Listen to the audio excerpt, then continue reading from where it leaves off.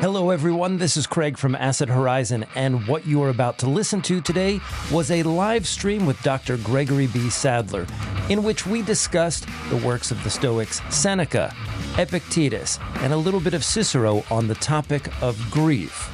Something we would like to do a little bit more is to do live streams on YouTube, Twitch, Twitter, and Instagram. So please subscribe wherever you think you might be apt to listen or watch our conversations. In the meantime, please support us. One way that you can support us is by navigating to the merch store called Crit Trip. We have Acid Horizon gear, but also designs on t-shirts and mugs and all sorts of things, including designs featuring philosophers that I included in the Philosopher's Tarot, which was put out on Repeater Books. Grab a t-shirt or a tank top today, and let's get ready to listen to Dr. Greg talk about how to deal with grief from a philosophical perspective.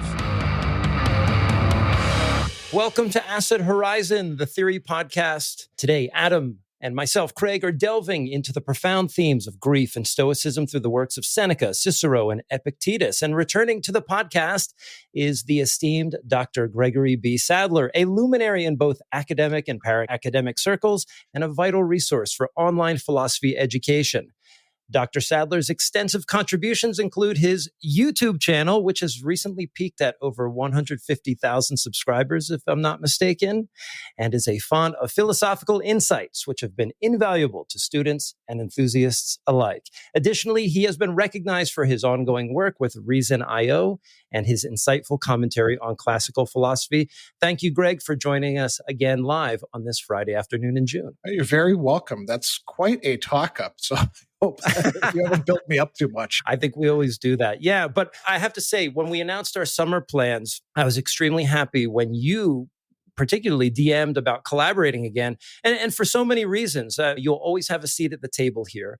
Oh, but thanks. also your message caught me at a moment where I was actually kind of feeling down. And it was just nice to know that, hey, there's someone in our corner, and it's Dr. Greg Sadler. And I think it's necessary for us to have these occasional interventions with ancient Greek philosophy and ancient Roman philosophy. And we think there's none better than you to have on our show. I think it's a good fit for us. And I think the topic of grief seems somehow appropriate to tackle this year for a number of reasons. And so I was hoping that you could just get started today by letting us know. I think you're developing a course or some materials on grief and stoicism, and maybe you can talk about some other things that you're putting together right now. Sure. Yeah, I haven't actually thought about putting together a course, although that's actually a good idea, given that the issue's never going to go away. It's more I've been writing pieces in my Substack because I got invited to go to Wyoming Stoic Camp, which was in early May, and they want you to have a topic to talk about. So I thought, well, I've been doing stuff on grief, in part motivated by losses that I had and what I found useful. So I'll just do a talk about that. And then, you start digging into the text that you've read before, but maybe didn't look as closely at. And you see some really useful stuff. So I'm writing a series. I've only written the first entry in it, but I imagine it'll probably be about like 10 posts or so exploring different aspects. And I got to try it out with the participants at the Wyoming Stoic Camp, and they seemed to understand it pretty well and find it useful and challenging. So yeah, I think there's a lot to call out of it, in part because I know neither of you two are subject to this, but there may be some listeners or viewers who are. You get this idea that comes from the popular conceptions of Stoicism that aren't real Stoic philosophy, that to be a Stoic means like you just turn everything off. You got expressionless face, don't feel that pain, stuff it down, whatever you want to call it, right? And I mean, that's almost guaranteed to screw you up as a human being, whether it's grief or anger or fear, pick whatever emotion it is. If you're not actually dealing with it, then you're going to have problems. But, you don't want to swing to the other side where people will be like, oh, well, any emotion you feel is A-okay. No, some of our emotions are screwed up and we want to look at them. And so I'm not going to say Stoicism exclusively does this, but you want to have some theory that allows you to get at the mechanics of what it is you're feeling and why you're feeling it, whether it makes sense. And then you can actually get a handle on it. So, the Stoics, they dealt with the same kind of life crap that we do, deaths of people that we care about. And I don't think that the ones that were writing were quite as invested in their jobs as we contemporary Americans are. I know a lot of other people all over the world as well, but Americans are particularly prone to that. But, you lose a job, you feel a sense of grief with that. Relationships that break down, they were facing that just as much, although perhaps they didn't have a casual hookup culture like we do. Or anything, right? So yeah, there's a huge scope for it, I think. Well, before we dig into that, I want to ask you about Wyoming Stoic Camp and just Stoic Camp in general, because I'm imagining a Far Side comic where they don't show up with the Chinese food for lunch and everybody's just losing their mind and the whole thing collapses. But honestly, what are some of the rewarding aspects of doing something like that? Maybe not just a Stoic camp, but a philosophy gathering of Yeah, that sort. I think it could be done for other things as well. Sort of, it's not quite a boot camp. There's nobody yelling at you, calling you maggots, making you do push-ups or anything like that. That's for the weirdo bros that wanna. You've seen those images, Of right? course. We've talked all about this before. Yeah. Yeah. So there's a couple different Stoic camps. There's one in Wyoming that's been going on for 10 years, and that's Rob Coulter and the University of Wyoming that run and support it. Massimo Pigliucci does one in Rome. There's one actually happening in Spain that, interestingly enough, is a walking camp where they are going along the Compostela pathway, which is usually for Christian pilgrims, and they're doing the walk and talk sort of thing. And there's one in New York as well. And I may be leaving some out. So it's a phenomenon that's been around for a while. And, you could think of it as sort of like a retreat. People do all these Christian or yoga retreats or things like that. You go off somewhere and, you can still keep your phone. They don't take them away from you, but you're usually going out somewhere you don't have good reception, and you're bunking with other people. So there's cabins, and it's pretty Spartan not in the actual, like, we're going to go and kill helots or anything like that, but it's things are reduced to kind of a bare minimum. This one they held at a church camp. And so the church camp people are making all the food, and I guess they do everything else that has to be done. And, you wake up in the morning, go have breakfast, hang out with the other people, chat about stuff. And then there would be activities like going on basically much of the day, although there's time for going off on walks by yourself. It's out in the countryside, which at that time of year is pretty stark and kind of cool looking. There's hikes to go up on the ridges and watch the sunrise and stuff like that. But a lot of it is study. And so at this one, they provided all of the participants with a copy of Seneca's letters and a copy of Marcus Aurelius's Meditations. And one of the big activities that they did each day was and I kind of like this actually. It's something I'd like to start incorporating. So everyone would just sit in a big circle, and somebody would start reading from the text. And they'd read as much as they wanted, usually a paragraph. And then you'd stop and people would ask questions or make comments about what you just read. And so there was a good bit of having to clarify things. Some of the translations are not great. They can be a little bit tricky. So those of us who could go back to the Greek or Latin would say, this is what's going on. So they did that in the group for Seneca. And then in the afternoon, they'd split everybody up into smaller groups, and they'd do the same thing. And then Rob and I would circulate around basically to be sounding boards and help people out when they got mixed up. And I'm going to say something that's a little pejorative right here. So there's a lot of translations of these Stoic texts out there, and particularly of Marcus Aurelius's Meditations. Actually, I'll say two pejorative things. So the one is, if you ever run into somebody who says they're into Stoicism and the only thing they've read is the Meditations, they're usually full of crap. And because the real Stoic literature isn't just reading your way through the Meditations, it's Seneca, Epictetus, these kind of heavy hitters. And so anyway, there's a lot of people who are just into the meditations because it's kind of a mess. You can pick and choose whatever you want from it. It's not systematically organized or anything. So there are a bunch of different translations, and we had one by Robin Waterfield, and boy, did it create a lot of hassles for people because he chose weird ways to translate things. I think he needed to put like his own particular stamp on it. So we'd go in these small groups and they say, "What is this about?" And I'd say, "I don't know," because I don't read Waterfield. And so we'd go and look at the Greek and we'd be like, "That's not what it's saying at all. I don't know why the hell he translated things this way." And then they'd say, "Okay, well, now what you're saying actually makes more sense." And so you got to kind of watch out for those sorts of things. And how would you know if you don't actually know the original, right? Mm. Well, it sounds like, too, that ever since I was at least 16 or 17 years old, you'd walk into your equivalent of a Barnes and Noble's, Marcus Aurelius Meditations would just be sitting there. But then with the sort of like Stoic Renaissance from 10 years back Yeah. up until now, at least what you get is a convergence of enthusiasts and academics who can sort of hash these issues out and improve the quality of the readings. Yeah, that's hopefully what you get. And in a place like a Stoic camp, you're going to get that, right? The trouble is that, like you mentioned, there's a renaissance going on. And I wonder if like the other renaissances in time also included this element.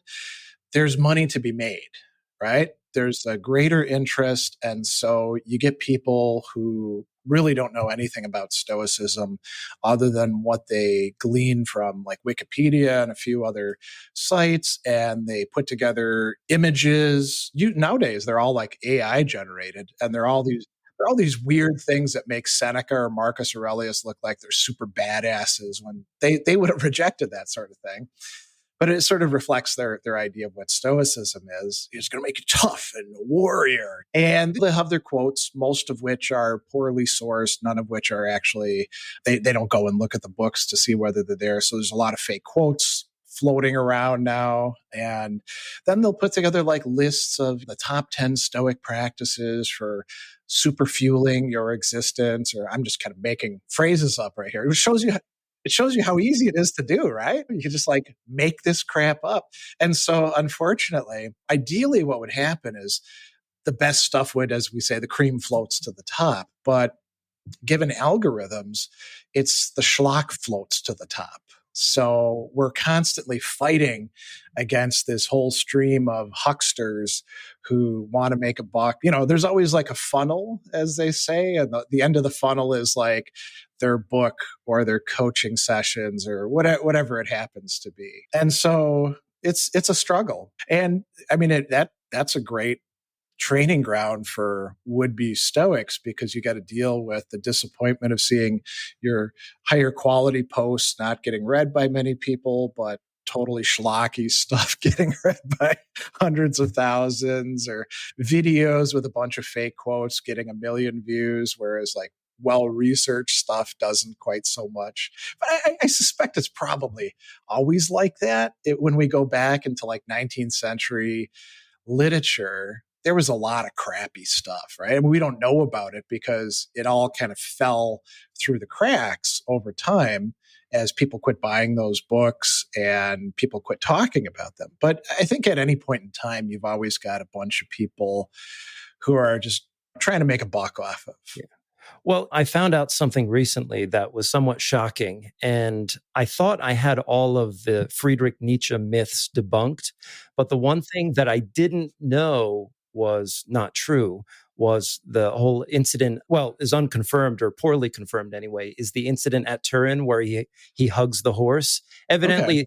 that is not substantiated. Keegan from Essential Salts, who's going to be on our show in like 2 weeks, he mentioned that was a piece of journalism that came out 10 years after he had died, and then propagated itself as a kind of myth. And of course, there's the myths about Nietzsche having syphilis and Nietzsche Right. being an incel and not being very smart with the ladies and so forth. And all of that is easily debunked just by picking up like the biography, I Am Dynamite. If you just take the time to read that, you would get to have that. It's interesting because as you're talking about that, I'm thinking, I didn't know. But then again, in my like approach to Nietzsche, it's one of those things where like, well, I don't care. I mean, nothing for me rides on whether he hugged a horse or not, because I'm interested in what he's actually like Sure. saying, right? And I think that there's quite a few things in any philosophy that are like that. And I'll bring one up that I'm sure is going to like steer the conversation off track, but we'll come back to the main topic later. Yeah, no, this is fine. So, and this is a puzzle on my part. And I get this really in all sorts of venues. There's a lot of people who, when I talk about the Stoics in any way, they're super interested in the Stoics because supposedly they inspired the American founding fathers. And I think that, okay, yeah, a lot of these founding father types were actually reading philosophy. They weren't like committed to Stoicism. I mean, even Jefferson, I don't think is really that committed to Epicureanism as a philosophy, because there's not much of it out there to actually draw on. I mean, there's contemporary Epicureans, libertines in France at the time, but there's not like a ton of people who have like a whole corpus or anything. And the idea that we should care about the Stoics because they inspired the founding fathers, I'm always like, well, why should we give a shit about that? I mean, they're not special. They weren't saints. I mean, do we have an attitude towards them like people had in Rome towards Romulus or Numa Pompilia? I mean, all that was BS anyway, right? Right. And so you get all these people, and I sound like I'm putting them all down. A lot of them are very successful and intelligent people, but they got this weird blind spot that somehow the quality of a philosophy depends on which political figures, legendary political figures, who hardly anyone actually reads. They read biographies about them or book secondary lit stuff. They're not actually like reading the papers of the presidents or the Federalist Papers and anti-Federalist papers or stuff like that. I don't know why we should care one bit, but it seems to be a very, very popular stand. And I mean, there's talk about, can we use this to like drive engagement? Should we do articles about the founding fathers and Stoicism? And my attitude is, man, let somebody else do that. I couldn't care less. I don't know if you remember, like 10 years ago, there was an article in Smithsonian Magazine. It was on Thomas Jefferson. And the rest of the article was he was an absolute coward when it came to punishing his slaves. He was not an Epicurean. I mean, basically, he was running a business, I mean, on his plantation, essentially, paying the slave boys and like handfuls of meat.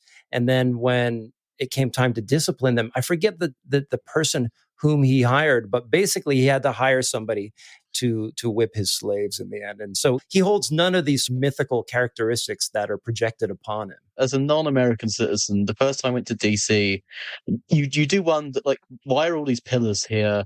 Why is there a faces carved into everything? And you're just like, oh, these guys really thought they were Roman. And thinking about where do we get these sources for the lives of philosophers and the lives of great political figures, it's interesting how much more of a problem it is. I mean, this is just my bit, maybe I'm wrong, for particularly the Greek philosophers as opposed to the Romans. Because for most Greek philosophers, we're running off of one guy.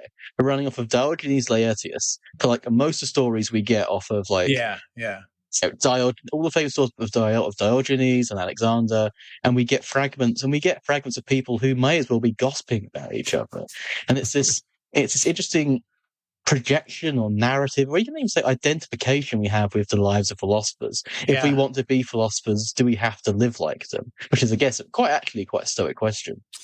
Yeah, and there's the living like them in the sense of like following the reasoning processes, trying to do similar disciplinary regimes and thinking about what they might do in difficult situations. And then there's all the weird, wacky, like it's totally arbitrary stuff. I mean, the Diogenes is a great example because you want to be a cynic. Okay, well, you got a lot of choices about who you could actually follow. There's Diogenes. And yeah, we get the Diogenes Laertes stuff, and Dio Chrysostom has got some probably fictional stuff about him. And there's other, Epictetus liked him as well. But if I was going to be a cynic, which I don't want to be anyway, I would pick Crates or one of the other ones who actually seemed to be a decent human being and not kind of an asshole. Because what was the cynic? It wasn't just about like holding the mirror up to society, man, and showing everybody they're hypocrites. It was supposed to be like turning people towards moral goodness and helping them realize that a lot of the things they worry about aren't worth worrying about, that there's higher things that you should be concerned with. And I think Crates was probably better at doing that than, well, I mean, he had more students, certainly, including Zeno. Diogenes had a lot of admirers, but Crates stuck with him, but Crates was kind of a mild-tempered guy. Somebody in the stream wrote, one of the cynics that didn't masturbate in public. One of the many cynics who didn't. Although we should point out that Crates and Hipparchia actually did probably have sex in public. They were a married couple. I mean, we don't know for certain, but they certainly had kids, because that's part of the like lore and legends about them. Well, before we turn the discussion to grief and not public masturbation, let's just shout out the channel. This is Acid Horizon with Dr. Greg Sadler. And if you're listening for the first time or the second or third time, or maybe this is the last time, please subscribe to our Patreon channel. We have reading groups ongoing. We have merch, like I got the Acid Horizon t-shirt here. And just want to say thanks to you again, Greg, for coming on the show. Oh, sure. Want to talk about grief. Now, I was wondering what the good entry point was for this. And I want to keep as many sort of listeners involved and keep the buy-in pretty strong at the beginning. You and I share a background in that we've taught Stoicism in a prison environment. But let's just start at the point of grief itself and Stoicism. I know that you're not a purist when it comes to Stoic beliefs, but what is it about Stoicism in particular that you find to be valuable on the subject of grief? And how does it dovetail with the nuances of your personal views? Okay. Yeah, that's quite a lot. I would say that, so this, in general, the Stoics' approach to the emotions is one of the strongest ones in ancient philosophy for highlighting what we call the cognitive aspect of emotion, meaning that emotions aren't just these feelings or animal responses. There's thoughts and judgments and assumptions built into them. And if we realize that, we can analyze them, or we can have somebody else like help us from the outside and say, hey, you're thinking this, and that's why you're feeling this. And so when it comes to grief specifically, the Stoics help to unpack a lot of those assumptions and judgments and viewpoints that we have. And we realize that some of them are actually poorly founded. Like maybe they have root in the way our society is, or Cicero even brings up like parents who, if their children go to like a funeral and they don't appear to be sad, they'll punish them so that they can get the children to, I'll give you something to cry about, sort of thing. And what is that based in? All sorts of mistaken understandings of what's worth grieving about or expressing lamentation about, and what's not. So I'm not going to say that like they're the only people, even in ancient times, who have anything valuable to say, but we do have a lot from them, specifically in Seneca and in Cicero's Tusculan disputations, where he's not a Stoic himself, but he really sees a lot of value in their stuff. And to a lesser extent, I would say in Epictetus, although he has some useful ideas as well. And one of the things that I'm particularly attracted to, so this is kind of jumping way ahead into what's great about the Stoics on grief. And this one's just in Seneca. He's got these two letters, 63 and 99, where he's writing to this friend, Lucilius. And in the first case, Lucilius's friend has died. And so he's consoling him. And in the second case, he sends him another letter that he wrote to a different guy whose child had died. And the very first part of the letter is, hey, Lucilius, I'm sending you this letter, hopefully to be useful to you. So presumably Lucilius is still grieving. And then he sends him this other guy's letter. There's a couple things that I really like about Seneca's treatment. So the first thing is that Seneca, as opposed to some of the other figures, I mean, Epictetus says it's okay to like lament with somebody who's lost their kid, but don't groan inwardly, don't grieve inwardly. Seneca says it's natural for you to grieve, even to cry, and that's okay. What I want for you to do is not to do it excessively or motivated by the wrong reasons, right? And I'd like you ideally to stop your grieving before it just like wears itself out so that it can be something voluntary. But I'm not going to say you have to do it like tomorrow or anything. And Seneca says, even the sage will shed tears. I think that's really massive because the sage is this ideal superhuman type who maybe they never exist, or we don't really know of the sage, but they're like a model for us to follow. Even that person would shed some tears. And if they don't, that's not virtue. That's actually inhumanity, he calls it. And so I like that aspect. I think that's really quite important to offset the, ooh, I'm a tough guy kind of thing. And then the other thing that I really like about Seneca's treatment is that he says nothing prevents you from continuing your relationship. If your relationship is over as the body goes into the ground, it wasn't much of a relationship. And that's something wrong with you, not with the other person, because you can remember. You've got this faculty of memory as a human being. You can keep that image of the person that you loved alive in your memory as long as you want to. That's a resource. Now, of course, if you got a crappy memory because you're lazy and all you do is watch TV all day, maybe you don't have that as a capacity, right? But this is where it's something up to us. And Seneca talks about a friend of his, Attalus, who talks about the memories of lost friends are kind of a bittersweet pleasure. He uses all these culinary terms. It's sweet, but it's also bitter or sour, or they had another taste that they distinguished, the harsh or austere, like what you get with tannin with acorns or red wine or things like that. And Seneca says, I'll go even a little bit further. My memories of my lost friends are just sweetness. And realizing that that's possible for us, that we don't have to, let's say you lose a parent, right? And of course, your parents aren't perfect, but you do want to go back and think about them and remember them. And you don't have to do so in a hero worshiping way or anything like that. You can bring up within your memory this person who's now gone, and it can be fulfilling or enjoyable for you. And you don't have to like make yourself cry to do that, because would they want that? That's not helpful for them. They're just as dead. You're not going to bring them back to life by feeling sadness when you've actually like managed to move on. And I'll mention, I know I'm talking a lot. I'll mention one other thing. So, I've been posting about grief lately, and actually I posted something about my mom, who died 24 years ago, and how she got pressured into going on a river rafting trip by her boyfriend, who was kind of a skeevy guy, like tore pages out of her journal. Who knows what he was trying to hide. And she died. She drowned, and so did one other person on the raft, because they had no business being out there. And it actually led to legislation being passed in Costa Rica to like rein in these fly-by-night river rafting companies, right? And it's 24 years, right? And I post stuff like that, or I'll post about my mom on Mother's Day, or my dad who died when I was only 11 on Father's Day. And people will invariably, they'll say things like, "Oh, I'm so sorry for your loss." Sometimes they'll say, "Oh, I lost my mom a little while back," or something like that.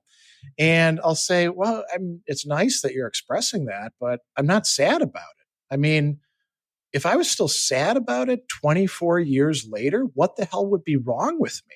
Why would I just be like clinging to that sadness when I have the option to do otherwise? And how would I be qualified in any way to talk to anybody about managing their emotions if I can't deal with the lack of somebody 24, or what would it be in the case of my dad? It was 82 that he died. So 42 years later, I should be like losing myself in grief. No, it doesn't mean that I don't occasionally feel something. I go out to this state park that I used to go to as a kid with my parents, and I walk by myself in the familiar landscape with all the smells and sights. And I think about them, and I do feel a sense of, it sucks that they got so little time. My mom, she was exactly my age now when she died, and my dad was only 36.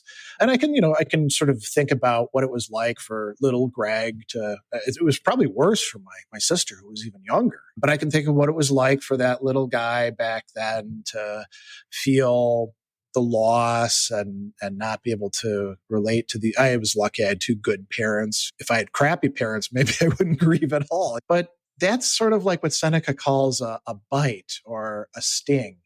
It's not a full emotion. It's just this little twinge.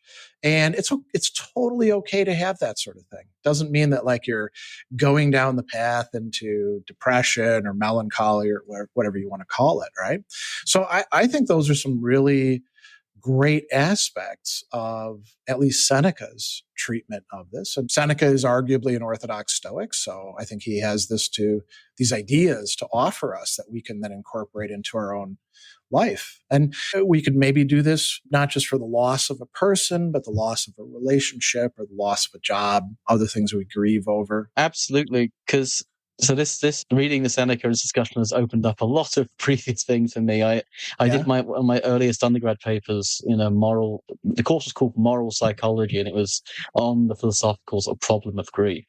And the question which has been sort of revived in my mind by hearing Greg is thinking about, well, what is the object of grief? Because he said for the Stoics specifically, there's a cognitive content to emotions. And if it's referential, what's it referencing? Does the emotion stem from the absence of the object? Is death a kind of a causal object here? Is it the loss of the relation? And this is exactly the problem that Stoicism is trying to combat, because the traditional, I guess, analytic, let's say, philosophical problem of grief is that if the person's death is a reason to grieve, and their death is it basically forever, then why do we stop grieving if rationally the reason never goes away? Which is a completely abstract way of thinking about it, but it's nonetheless a philosophical problem. And I also just got to pick up as well on the sage being someone who weeps, because I can't help but think of John 11. Was it John 11:15? Literally the shortest line in the Bible. John 11:35. Sorry, Jesus wept. And I'm like, why is he weeping? He doesn't even believe in death. One of the things that kind of came to mind was an image. Thinking stoically about grief, and it was particularly this letter by Seneca, I think it was 99, that stood out to me. This particular passage where he says, well, I'll just read what Seneca has written because the sentence itself is beautiful. Well, first, let me put forward the image, which is there's a way in which the emotions that trigger grief, and any emotion for that matter, can be like a house guest. There is a threshold or a sort of length of time in which a particular emotion we can welcome it. And there are occasional visitations and maybe even letters from that house guest. And I think that would then make an account for, like, we might think that we're over it, and we are over it, but we're going to get a postcard every now and again, right? And and Seneca writes, and I love this, and this is kind of a counter to the assertion that Stoicism is inherently nihilistic, which Nietzsche thinks. But he writes, we are ungrateful for past gains because we hope for the future, as if the future, if so be that any future is ours, will not be quickly blended with the past.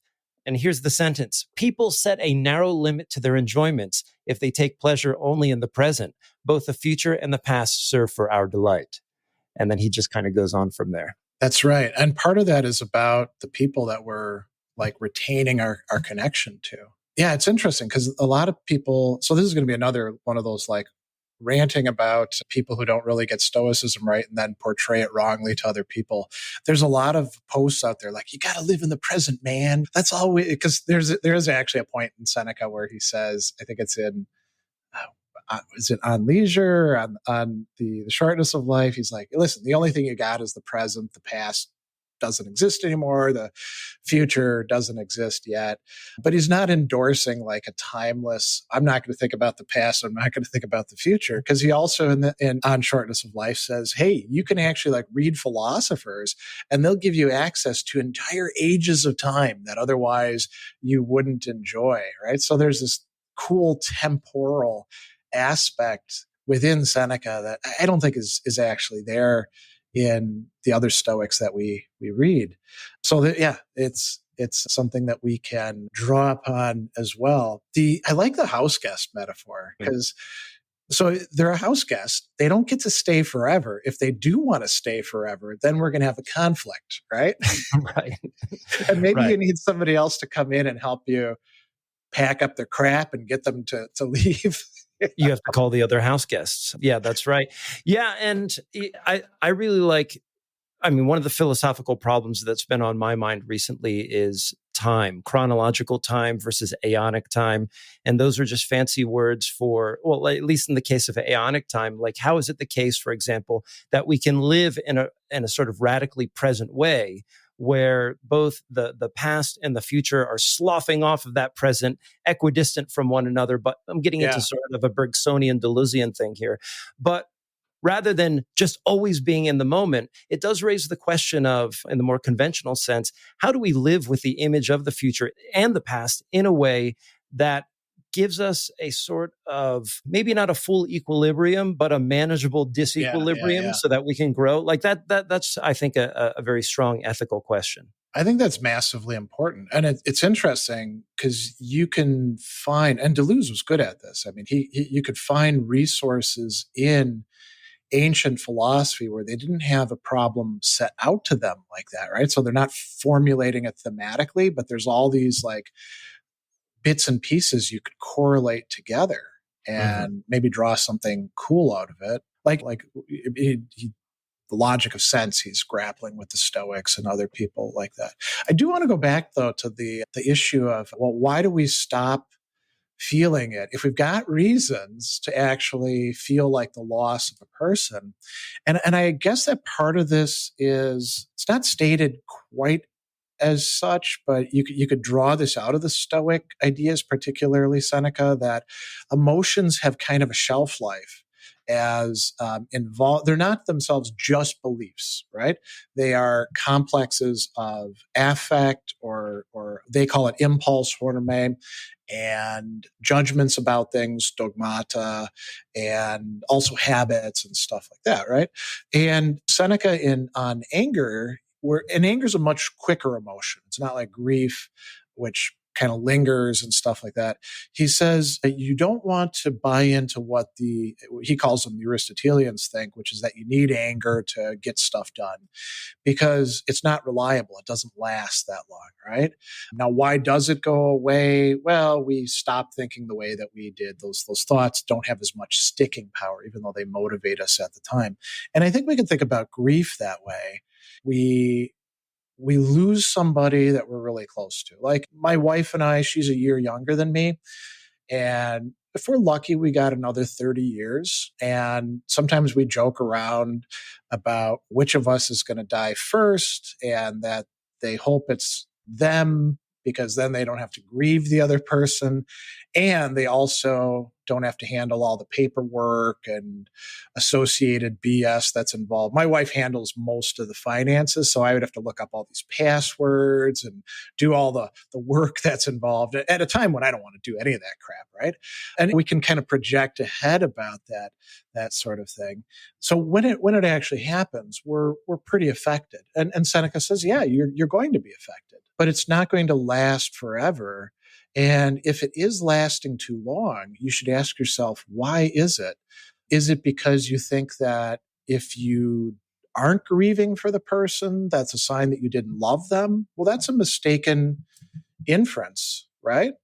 There's a certain sense of like losing bits and pieces of the person over time anyway. I mean, I remember when my dad died, I had a cassette tape that had him talking on it.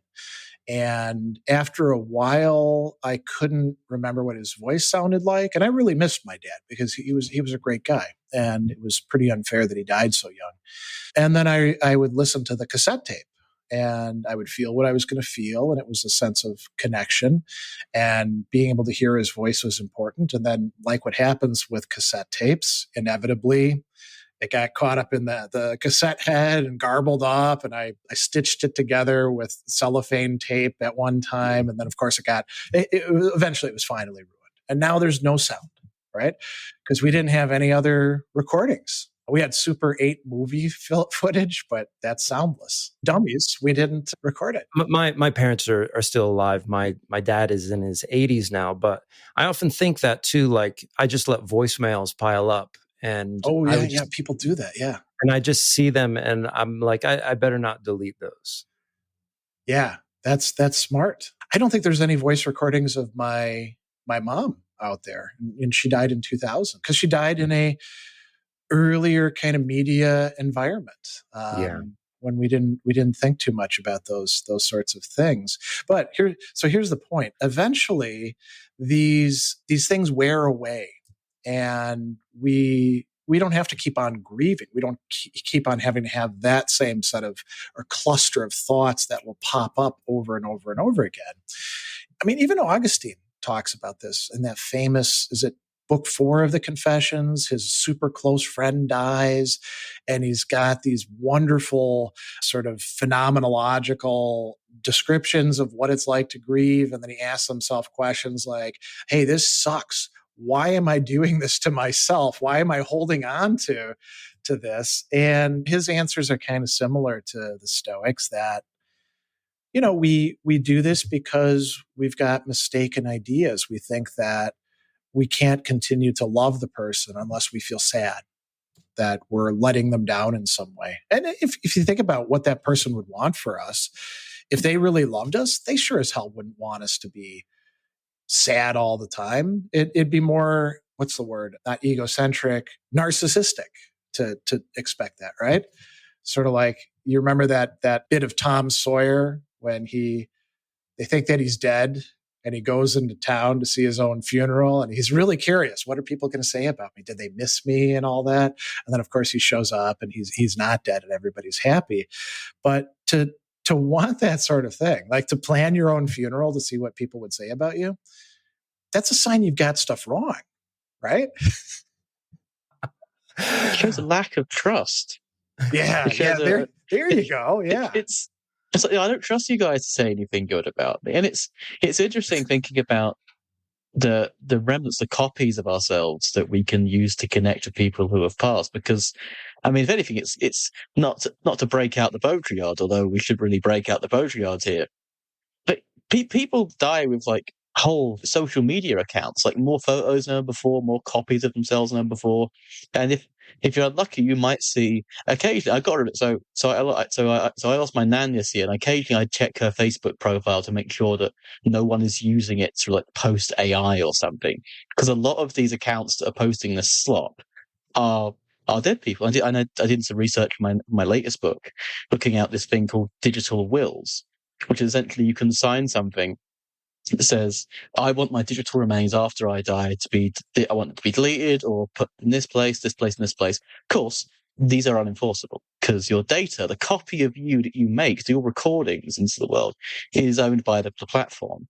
And I feel like grief is kind of submitted some weird stuff now. Thinking about, Ronnie James Dio as a singing hologram, Tupac as a singing hologram. There's a sense now, I think, that maybe in terms of reliving sort of copies of the experience of lost people, we can kind of keep stretching it out forever and almost delaying that, and almost being a kind of pulling out the Derrida here, uniting the hostility and hospitality of not letting the house guests leave, not so much saying like, okay, you've overstayed, you're welcome, but no, you can't leave because you've recorded yourself, or I've recorded you, and I've got a virtual house guest of grief here that's constantly pumping me with this cathartic energy.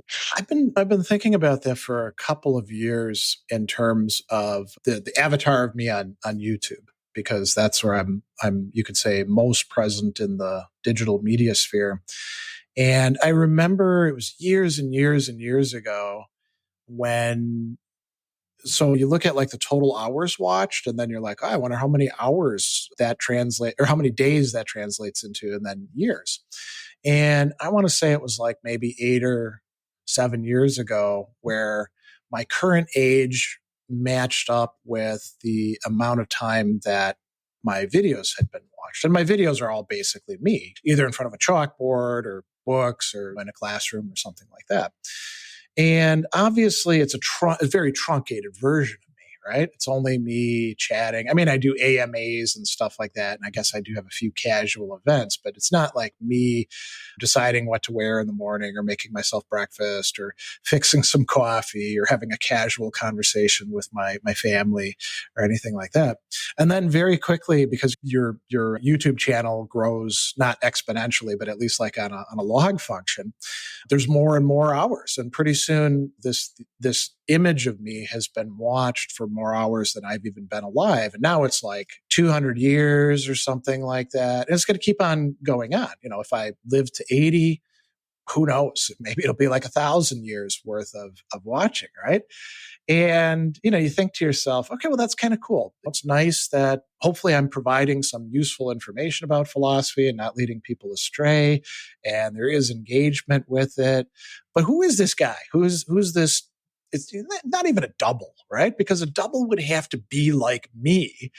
And this guy, okay, he's like a little slice of me. And a lot of that guy is actually me with not a white beard, but a brown beard and less wrinkles and stuff like that. He's not me, but he's recognizably me enough that I can have people come up to me in restaurants or at concerts and introduce themselves and say, I like your videos and stuff like that. Right. So there is a connection there. And he originated from me. He's in some ways smarter than me because he doesn't say as much dumb stuff because all that's been edited out, right? Well, I mean, this is a total aside. Do you get recognized often? Oh, I wouldn't say often. And there's really like two kinds of recognition. So actually three. So there's the weird look, right? Which doesn't actually turn into somebody coming up to you.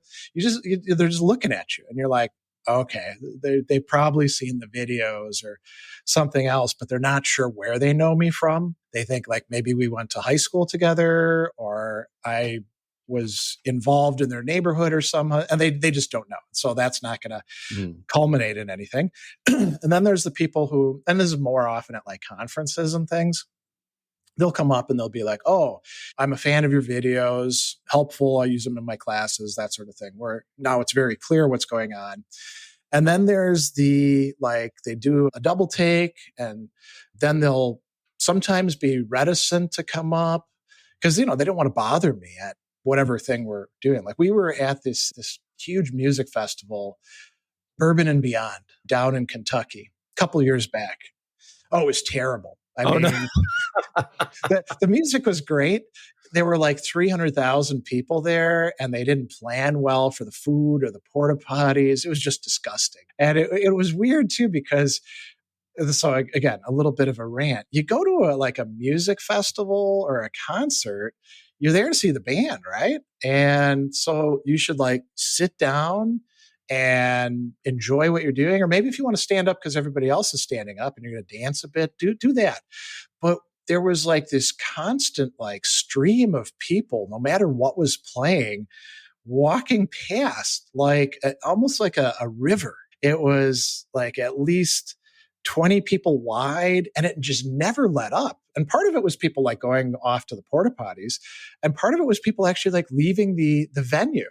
You're like, what's going on here? You go to other concerts and there's constantly people getting up to get another drink or something, and they'll do it in the middle of a song. And you're like, didn't you come here to see this band that maybe you'll never get to see again? What the hell's wrong with you? But there's a restlessness that's really kind of weird that didn't used to be the case 20, 30 years ago going to concerts. But anyway, so we're at Bourbon and Beyond, and we're sitting there and we're watching, I think, Pearl Jam. And there's a guy, and I can like see him out of the corner of my eyes, and he's staring at me. And you never know when somebody's staring at you if it's like they don't like the way you look or they're going to start something with you. So I'm always a little bit leery, right? And he comes up to me and he's like, "Excuse me, I don't want to bother you, but are you Gregory Sadler?" And I was like, yeah, I am. And this is like a couple states away. I don't know this guy from Adam. And he's like, "Oh, yeah, I'm a fan of your videos." And usually what I'll do is I'll be like, "Hey, you want to take a selfie?" Because they're doing something nice. I should do something nice in return. And my wife thought it was really funny that like we're in the mid, you can't picture something more anonymous and more random than being in a giant crowd in the dark at a music festival. And yet somebody saw me and thought it was worth the time of his day to go over and chat, which I guess is better than like taking a picture and then like posting it and being like, "Look at this jerk who I saw," or something like that. Acid Horizon isn't as big as Greg Sadler, I will admit. However, I've had the reverse experience where I would be in public and I see people wearing designs or the merch that I've Very made. cool. Yeah. Yeah. And that's really cool. And then depending on the circumstance, in most cases, I'll go up and I'll be like, "I like your bag," or "I like your shirt." And then they'll look up and like, "Oh man, I love the podcast." Da, da, da. And then some of those people become my friends around town. Yeah. So That's really cool. yeah, so it's been nice. I would say my weirdest one was being in the mosh pit for the band Hell Ripper in a town just south of the Polish border in the Czech Republic. And then at this point, I had blood in my alcohol stream. And then just someone tapping me on the shoulder and saying, "Oh, you Annie from Acid Horizon?" And me going, "Huh?" You meet for a drink later, just jumping back in. This is what you need. Your mosh pit stop the stream of people because it channels them around in a nice hydraulic circle. Also, if you're the person who I'm going back to Fame Festival this year, this time you should actually get that drink if you're watching. But there we go. What festival was it? Obscene Extreme, grindcore, death metal, Napalm Death are there this year, folks. It's going to be great. Dying Fetus, who doesn't like Pity Dying Fetus? Well, speaking of napalm death and dying fetus, I wanted to talk a little bit more about grief. And in fact, I wanted to introduce a criticism and also maybe a different concept of grief. I think in one of the Seneca letters, there's a passing mention of somebody who chooses not to grieve or grieve very long because they have to get back to work. And so they've either compartmentalized it or they've consciously intervened in that emotional experience so that they could be productive in some sense again. And one of the criticisms, especially like from a lot of the people that we deal with in our circle in radical politics and on the left, they talk about, well, Stoicism can be kind of reactionary in the sense that it's thought terminating. It reintroduces the status quo. It encourages a kind of productivity that forces us to terminate certain questions about, which I think there is a variant of Stoicism for which that might be true. And then at the same time, we live in an era where there's persistent, how can I say, motivators of a sort of sustained grief, like something like I would call climate grief, for example, or like for me and for many of us watching, if you've been on the timeline the last 9 months, 10 months or so, and you've just seen dead bodies in the rubble continuously, like that adds up over time.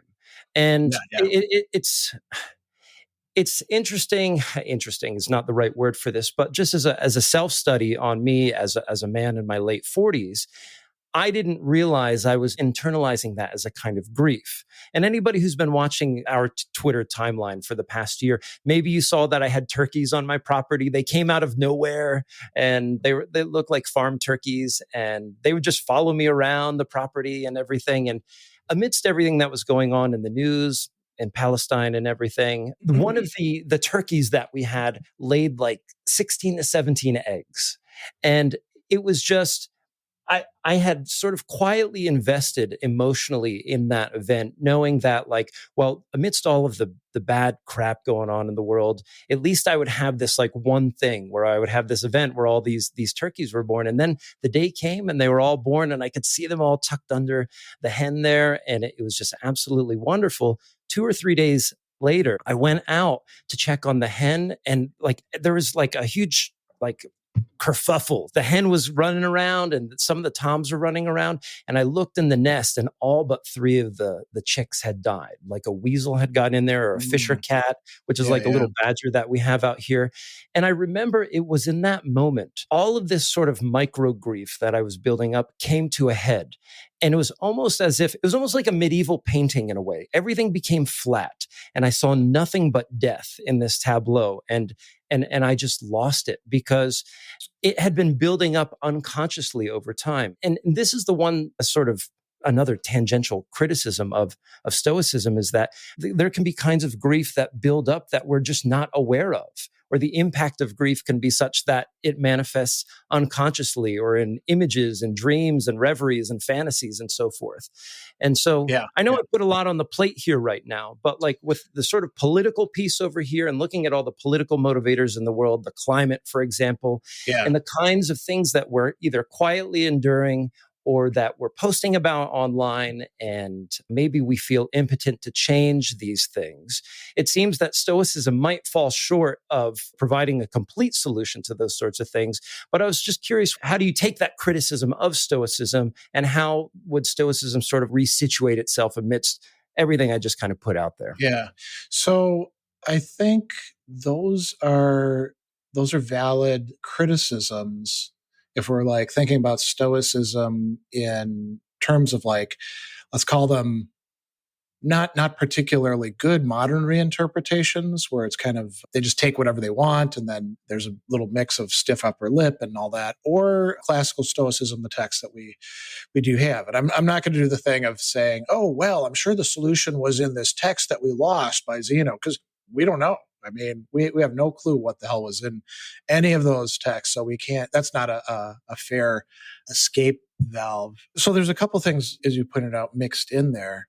The sense of the sense of having griefs that are, let's call them emotional complexes that we're not aware of until later on. Because maybe we did suppress them, we had to get on with things. I mean, this happens a lot to like people in the military who lose a comrade and they're like, embrace the suck, move on, do the mission. But it happens to a lot of other people who are told, hey, it's time to move on as well. And I'll give you an example of a guy that I knew a while back. He was probably in his 20s. It was down when I was at Fayetteville State University, and he was working for the Center for Service Learning and Justice, where I was a fellow for that year. His name was Rodney, and he lost his mom. His mom was probably in her 50s or so. I think she had a heart attack and died, and it was very unexpected. And he was like the oldest kid, so he had to handle all the crap. And I went up and I did what you do, which is, I'm really sorry for your loss. If you need anything, the sort of standard thing that you do with people. And then a couple days later, I told him, hey, by the way, I know what it's like to go through this sort of thing. Everybody's going to be like in your face, expressing condolences for about the next week and a half. And then everybody's going to ghost you. And you're going to be on your own. And if you try to bring stuff up, people are going to be like, haven't you moved on yet? And the 6-month mark will probably be about the worst. And so here's my card. And if you want to talk to me 4 months in, I'm there for you then. I'm not going to be there for you now because you got enough people there for you now. But down the line when you're actually feeling bad about that. So there's things like that happen quite a lot. And then there's all sorts of like crap that, like you mentioned, it builds up over time and we're not aware of it. And then some trivial seeming thing can come along. I mean, for me, sometimes it's listening to certain songs. Tank's song about, blanking on the name, about a child who drowns in a river. Every friggin' time I listen to that song, I wind up in tears. And what's going on there? I didn't lose a child in a river or anything like that. Somehow it taps into something that produces that effect. But then it's gone after a while too. The danger sometimes is where we've used good experiences almost like a compensation for all the crappiness of our lives. And then, like you said, with the turkeys die, you take that away and everything comes back in just as bad, right? And you could look at that as like, well, maybe that's not the best strategy for dealing with these things instead of saying, wow, climate. Or, the fact that we can't actually do anything about it because we've got this polarized, screwed up political system essentially dominated by elites that are invested in keeping that thing going and exploiting people. That's part of the reason we can't do much about climate because we're paralyzed. And you and I aren't part of that.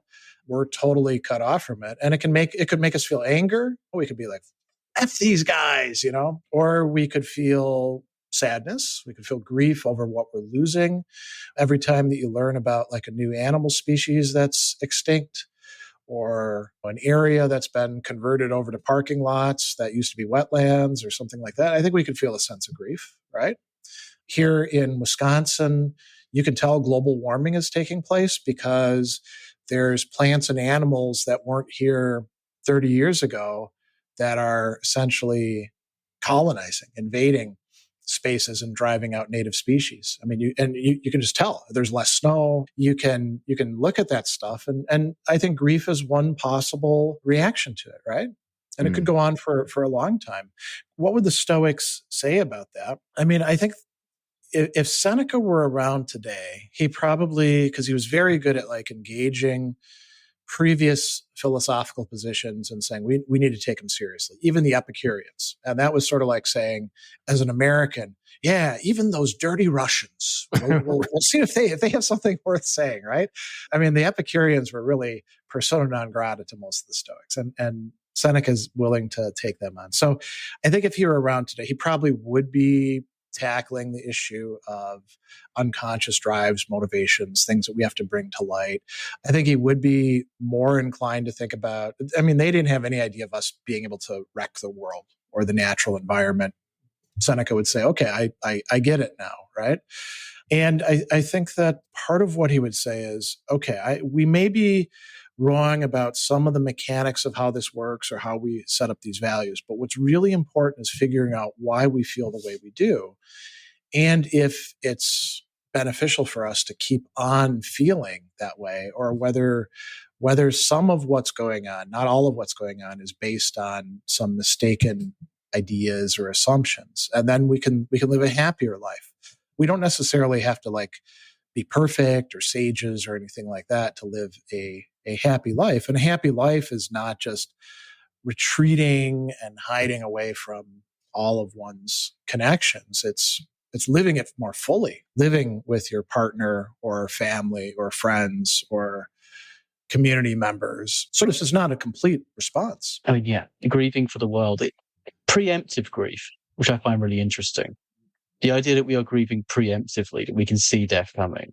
And it's almost like the guest arrives early at the house, or it's Alcibiades or running into Plato's symposium and demanding that you see to him now, in using a heavy euphemism for that in the case of Alcibiades and Socrates. Is preemptive grief? What would the Stoic response be to a preemptive grief? Because in the latter Seneca letter, the 99 one, like even in 66, there's a sense in which the sweetness, the pleasure, especially in the 99, she says about a certain pleasure in our sadness. Mm-hmm. And is that cathartic? Is it a way of purifying ourselves of it through the experience of it? Or is that too Aristotelian? Does the experience of grief in a preemptive way actually put us on some practical level of finding a solution?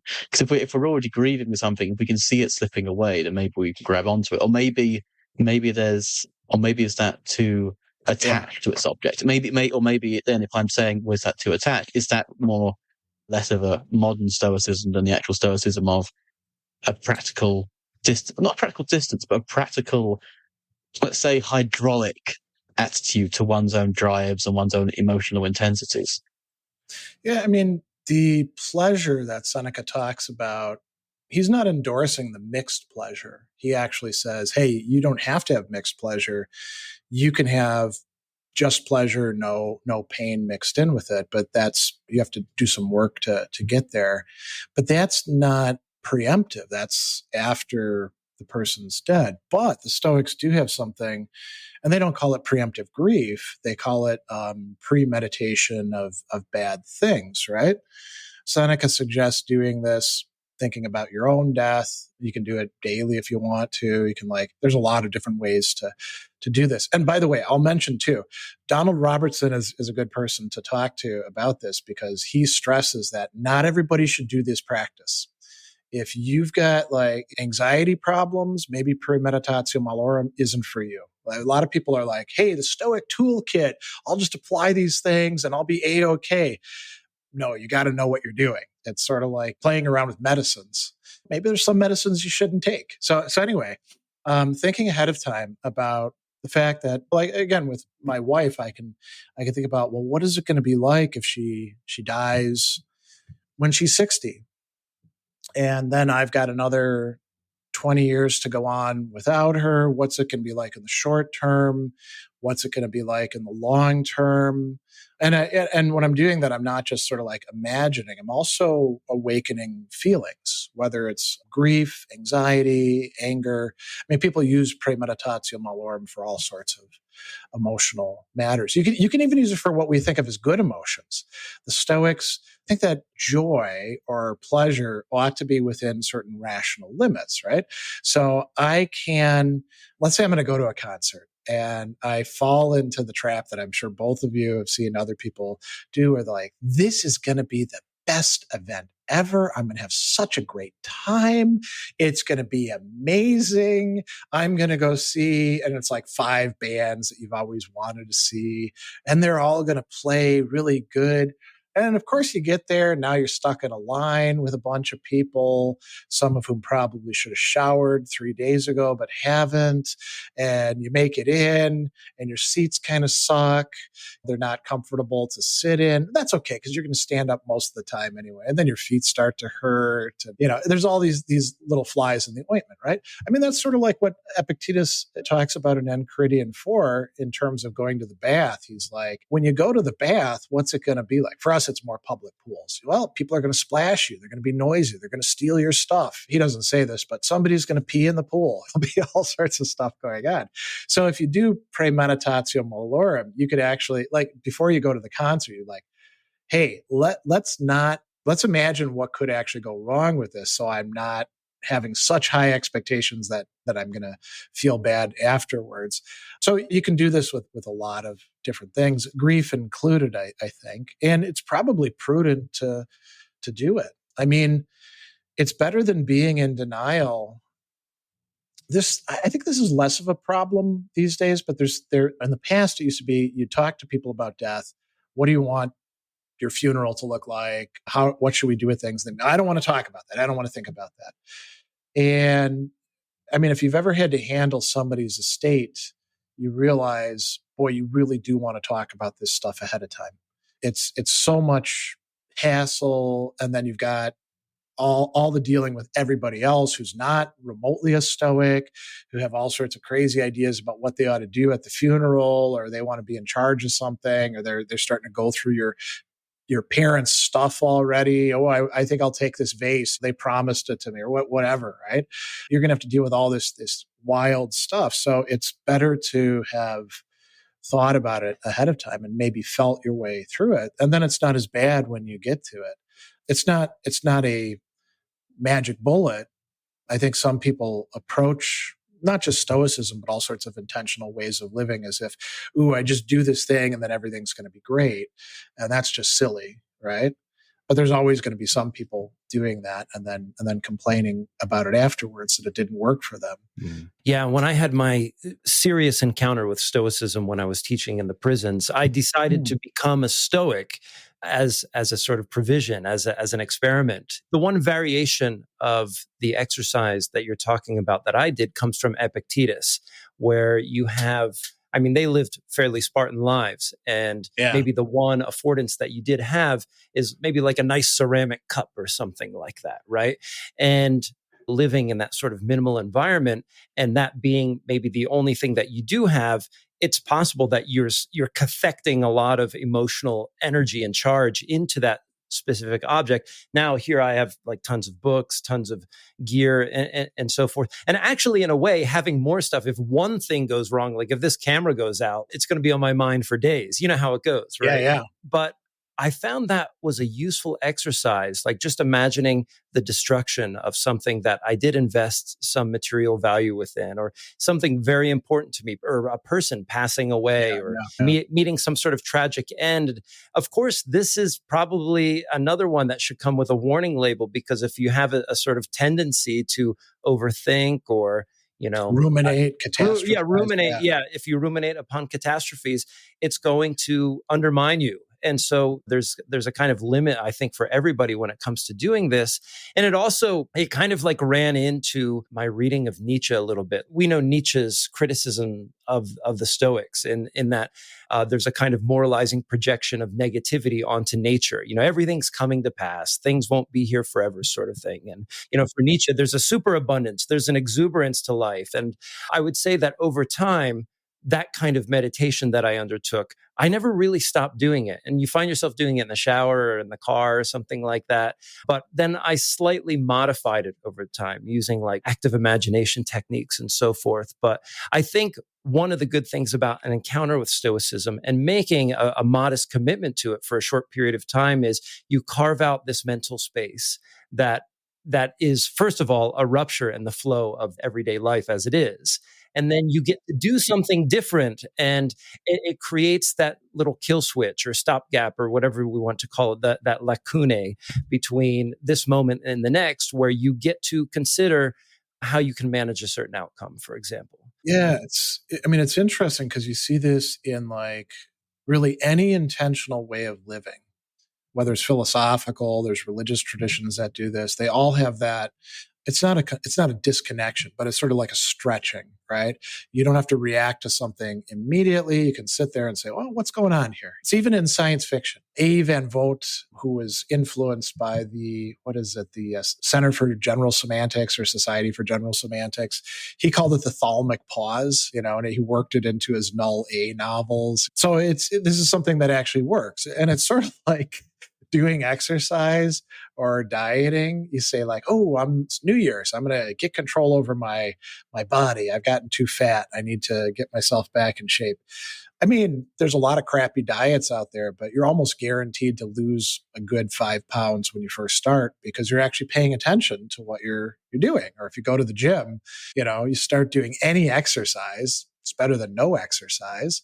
Might not suit you overall. I mean, there's all these runners who you notice they like screw up their joints and sometimes other things about them because they're too obsessive with their running. So, you don't want to do everything necessarily, but doing something is likely to lead to at least some temporary positive outcomes. And then you can ask about, okay, well, which philosophies is way of life or wisdom traditions, which am I getting the most out of? And I'm kind of a William Jamesian in this respect. I don't think that we all have to have the same philosophical movement or set of tools. We can not only be eclectic about it, but it's also very often driven by what he calls our passional and volitional life.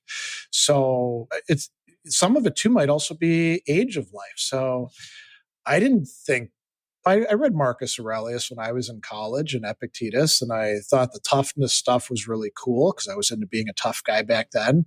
And I thought all this virtue stuff was just silly moralizing. I was much more into Nietzsche at the time, frankly.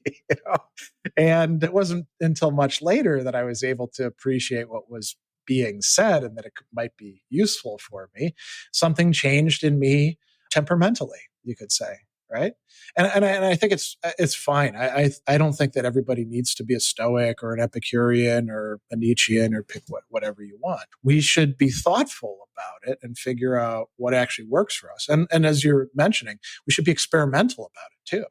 We should try stuff and see if it works. And if it does, we don't have to become evangelists about it and recommend it to everybody, but we can certainly think about how it could be useful for us and other people we care about. I've been carrying on a bit of a backdoor conversation with somebody in our broader community of people who do podcasts and so forth. His name is Jeremy Johnson. I'm not sure if you're familiar with him. He was friends with Michael Brooks. If you're familiar with him, he was a podcaster. The names ring a bell, but... Yeah, but I think I take they have a sort of view of politics where there's a kind of a meta-political theory, like an integralist theory. Like, how do we live in a society where we have people have these different passional commitments to different political values or difference, and how do we then sort of create a way of thinking about that difference and allowing things to exist in a multiplicity, whatever sort of metaphor we want to use. I mean, of course, there's problems with that. Maybe this is just a sort of backdoor way to sneak in a kind of unity that brings everyone together. But I think there is some value, despite that. Like you're saying, we can chalk it up to maturity, or maybe it's simply a matter of being able to think like one step beyond ourselves and thinking like there's different stages of life. We are gripped by different passions in different decades. And when we come to realize that, I think part of the quote unquote integration or the coexistence of a community of people is allowing for people to try and experiment with these ideas in ways that's meaningful to them and serves that drive or desire that feels enlivening to them. Yeah, I'd agree. I mean, it is tough to pull off. I wouldn't say integralist, because that's got the whole connotation of like the hard right, it all needs to be religious. And sure, I mean, that goes back to Action Française in the early 20th century. There were all these integral nationalists. And it's interesting because the ones who are doing it today, they're basically like knockoffs of Charles Marat and other people from that time. But to have an integrated community where we recognize what drives people and what they're into and where their talents lie. I mean, that was part of what the Republic was supposed to be providing. People are like, oh, this is terrible. It's this utopia where they tell you where to go. No, they're like, hey, you got a talent for fighting and being brave and all that, whether you're a guy or a girl, you're going to be in that warrior or soldier or auxiliary class. Oh, you're interested in ideas and rather do that than make pots or farm. Hey, you're going to be a guardian. Now, you won't have any money, of course. There's a bunch of other commitments, but that was the general idea behind that. And I think good political theories, if they're going to be good for people, they have to have some room for that rather than just, well, we're all just going to try to keep from being at each other's throats, or whoever's in charge gets to make the rules. No, you want people to actually be able to have full human development. But sometimes that full human development sure as hell doesn't mean reading philosophy all day long. Yeah, no doubt. Yeah. I would say back in November of last year, I made a strong commitment to just like get physical again, be at the gym like 4 times a week. And let me tell you, it's done wonders for my reading by not involving myself with philosophy, by making that sort of intentional break. It's been wonderful. But Greg, I don't want to keep you too long. We've been on for an hour and 22 minutes so far.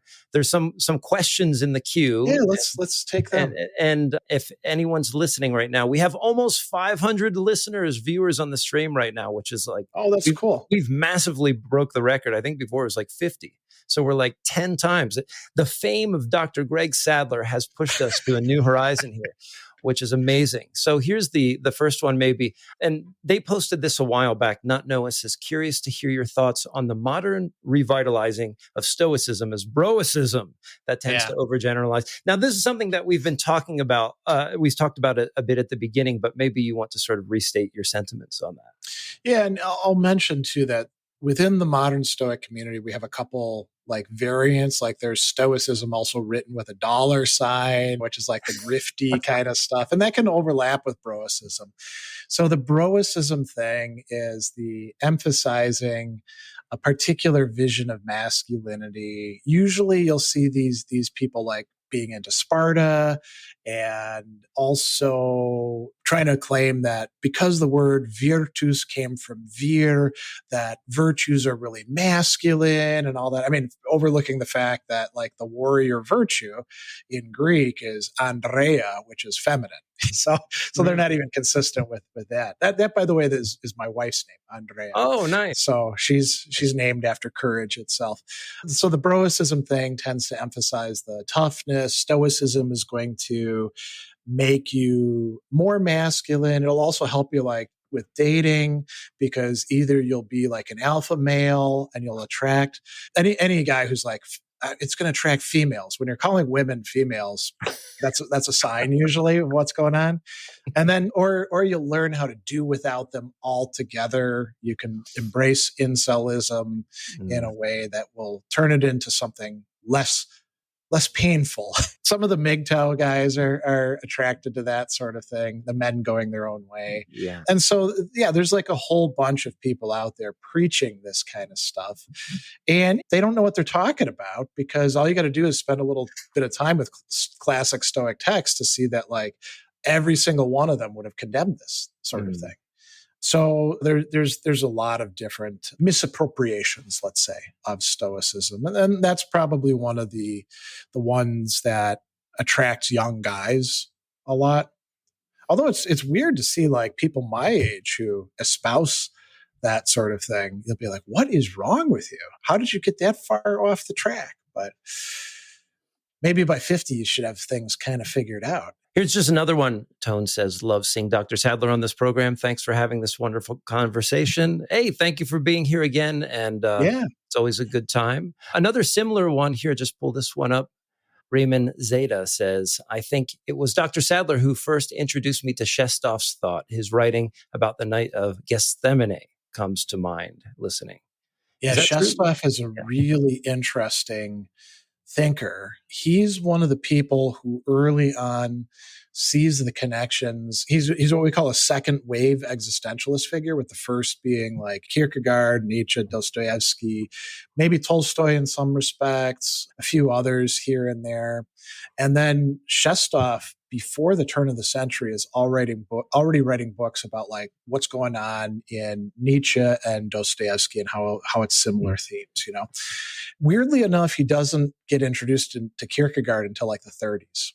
And he leaves Russia because of the revolution, comes over to France, and then he's part of like that whole like cycle of people, very fertile ground for stuff. A lot of them Russian emigres, and unfortunately, the reason he doesn't make it big is in part because he is so hyper skeptical that he won't commit to a particular position.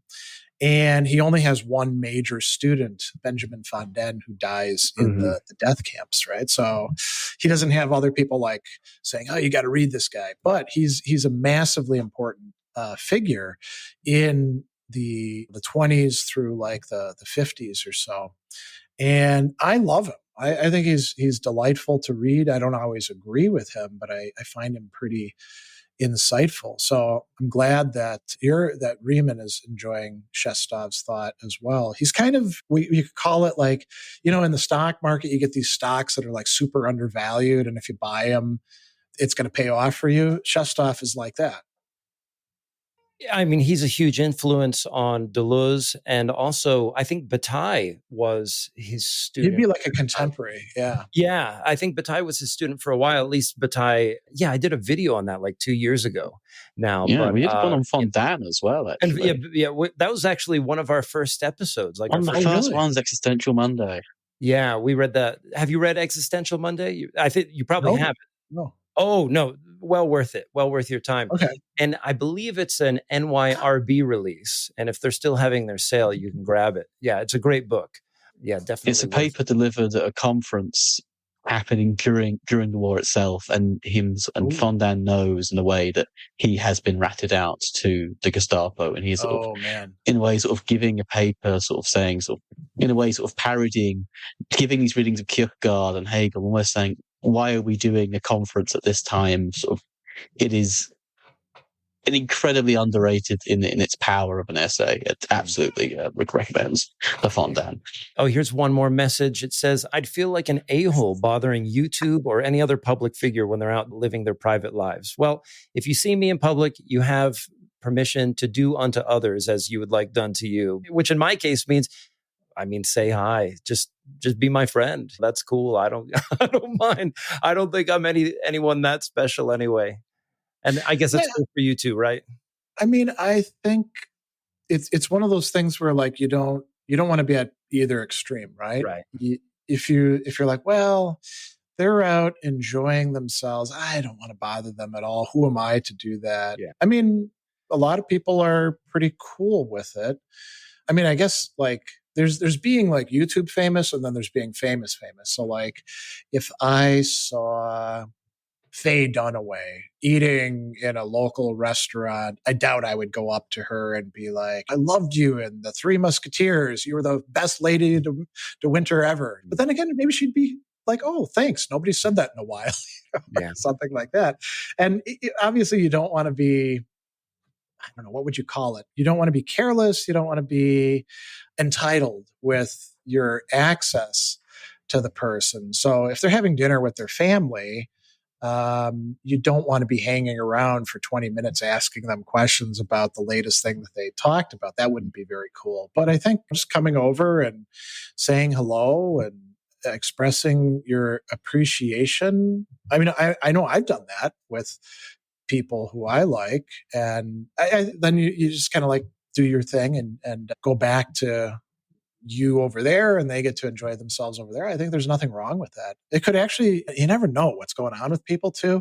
It could be like, and I'm not saying this would be the case for me, but there could be somebody whose like career is taking a nosedive, and what they really need is somebody to come over and say, I really like your stuff. Like authors or musicians or I don't know who. You've seen that movie Invincible with Mark Wahlberg. It's a Disney movie where he plays Vince Papale, the walk-on member of the Philadelphia Eagles in the early 80s. I haven't seen that. No. I mean, it's totally corny, but there's actually a really good scene in there where he's at the practices. He's not doing well. He's not doing well in the game, thinking about giving up, and he's driving his car home, and he almost hits a kid who's playing in the street. And as the kid runs away in the headlights, you can see that he has the number of his jersey and masking tape on the back. It's really well done. I have to. That is cool. Yeah, that's cool. But yeah, I've never been starstruck, but I used to live in LA. But the one celebrity that I did meet who was really cool to me was Lionel Richie. And I think I used to do these parties, and he was there quite a bit. And it was actually in the days of like Nicole Richie and Paris Hilton and stuff. So this is way back when. And I was just near him, and we started talking. And I had to say, and it's like, you probably get this all the time, but growing up, my mom and I, we loved your music. I'm a musician now. I'm trying to make it out here. And it was almost as if somebody had turned down the lights and put a spotlight right on Lionel Richie. And he said, whatever you do, just be relentless in following your dreams. Gave me the whole thing. And I got the blessing from Lionel Richie. And so if you're that's really cool. Yeah. I've made it, man. On that sort of starstruck topic, in academic circles, right? It's sort of like being a musician, and then you get to go backstage with Kiss or Judas Priest or something like that. Yeah. I've been fortunate to meet quite a few big name people who've written a lot of books and stuff like that. And it's cool. And because in virtue ethics, you either walk the walk or you don't, right? And so I can name some who I've met, and I had that sort of starstruck kind of thing, and they're just cool people, and they're not what you'd call in the biblical sense respecters of persons. And that was a big thing for me too. Like Alistair McIntyre is like that. Julie Annis is like that. Nancy Sherman. They can kind of like make their own. If they're at a conference and they want to talk to somebody, they can go off at little elite circles and do that. But the cool thing about these people is they'll chat with anybody. I mean, McIntyre's sort of like a Socrates in that respect. Doesn't go around barefoot, of course, but We'll do one more. This is actually for Adam. It says, I'm 99% sure I saw Adam on the streets of London last October on one of the days of a pro-Palestine protest and failed to say hi. But if I could go back in time, I would say hi, Adam. So look, Adam getting recognized. So everyone, you feel free to say hi. I am well more than willing to dispel any notions of parasociality, because you will find me sitting somewhere alone in a bar in London, reading Baudrillard, listening to the work of Sabotage, and drinking far too much Guinness. And that will be a good way of dispelling any sort of notions of intellectual pretense. Yeah. I'm going to say, if you've noticed me on any given day of the week, you're probably a groundhog or a blue jay, given where I live. So that's it. But maybe we'll wind down the stream. Greg, let's get your links, things. Where can we find you? What are some things that you'd like people to be directed to right now? So I realized recently, so I guess if there's like one new thing, I've got a Substack, right? Because everybody has a Substack now, but I'm trying to do some good stuff with it. But it's cool because I can, if you just put in Gregory Sadler into Google, all this stuff pops up, right? And it's hell for anybody else who's named Gregory Sadler. And there's a bunch of them out there because it's a pretty common name. And so right now I'm riding high in the whatever Google, their algorithm or something like that. So I'm super easy to find. There's a YouTube channel. There's all sorts of other stuff. I'm in social media. So in a way, I don't have to be like, www.https, this sort of stuff anymore, because it's, for the moment, I'm well off in that way, you could say. You're the top Sadler out there. That's great. Well, no, I'm not the top Sadler. What? William Sadler, the actor, is the top Sadler. Okay. And deservedly so. He's a great actor. I love him. Mm. He's done a lot of cool. He's sort of like what do you call these people that they get typecast? Okay. What's the name for that in acting? Character actor? Character actor or typecast? Character actor. Yeah. So he'd often played a lot of bad guys or hapless good guys. Usually didn't get to be the star of things, although he was in a crappy Billy Zane movie, which I want to call was like Demon Knight or something, or some B-rate horror movie. And I was so happy to see him in there as being like the main actor, because he so rarely gets to do that. So, he's the bad guy in Hard to Kill with Steven Seagal. That sounds right. Yeah. He's played a lot of bad guys. Actually, I'll tell you very quickly, because I've got to go. You've got to go. Yeah. There is a guy. We recently, in like the last year, we rewatched Babylon 5, the whole thing. Okay. Yeah. Or not Babylon 5, Deep Space Nine. I often get those two mixed up because they're both space stations. And the guy who played Dukat, the Cardassian, he's actually from Milwaukee originally. And I've been trying to figure out how to get in touch with him, because his portrayal on that was just absolutely excellent. He plays a bad guy so well. And it turns out that he is a character actor who has played like a million different things. He's in his 80s now. He's retired. And I'd like to write him a fan letter and say, loved your performance in this, realized that I saw you in this and this and this and this. It's so cool. You managed to be both urbane and creepy at the same time. I don't know how you pull it off, but you certainly did. Well, that's awesome. Well, see, that's a direction for Sadler to go, was like start interviewing celebrities and doing philosophy with the socialites and the high elites. Wouldn't that be funny? Yeah. Well, Greg, once again, it was great to have you on the show, and we'd love to have you back in the future. And thanks everyone for listening. Always a pleasure. Please, as you log off, either check out Greg's Substack and subscribe to our Patreon account, Acid Horizon Podcast, on patreon.com. Thank you. Take care and have a wonderful weekend, everybody. Take care, everyone. Thanks for having me on.